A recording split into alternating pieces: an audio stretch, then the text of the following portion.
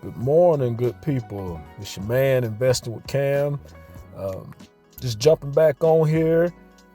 Just caught wind of Blackrock's 2 new ETFs that they brought out or came out with or released on this past Friday, to where with these ETFs, they're both selling covered calls, monthly call options, I should say, in order to bring in premium. And one is on the S&P 500. The other is going to be on the Russell 2000, or is on the Russell 2000.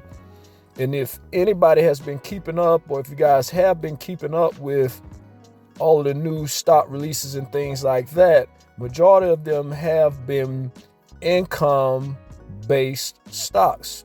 For example, the Yield Max funds that recently came out, or the Tesla one has been out for over a year now, but they have been recently coming out with more and more, I should say. And then you have FEPI that came out last year, but in which these two here are more like FEPI, to where FEPI is selling for about $54, $55 a share or what have you.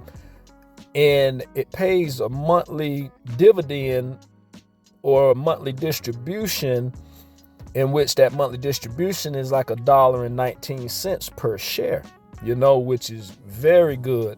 And so BlackRock, like I say, just introduced these two, so we're not sure what the dividend may look like.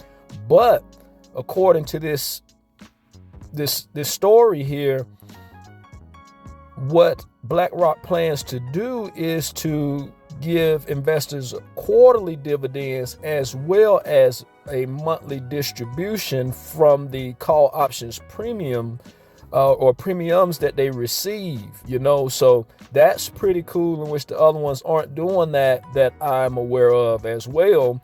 And not only that, the expense ratio on these two funds are considerably low compared to the others that are out there too. The Yield Max are going for 0.99% or higher. The FEPI fund is going for 0.65%.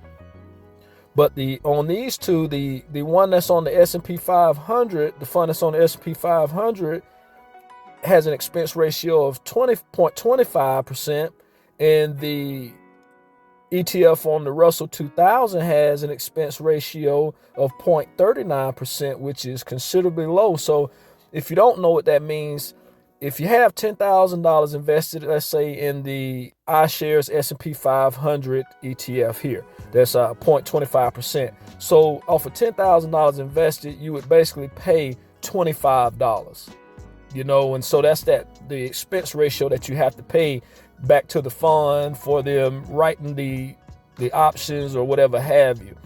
But I find that pretty cool too, because they have a lower expense ratio. But other than that, I don't have much more information on these two strategies or these two funds. But when I do, believe you me, I will most definitely be releasing more information about these, because I am extremely interested in these, because I've been planning on buying FEPI, in which if you're once again familiar with FEPI, $100,000 invested in FEPI will on average bring you about $25,000 a year in distributions, or extra income for owning FEPI.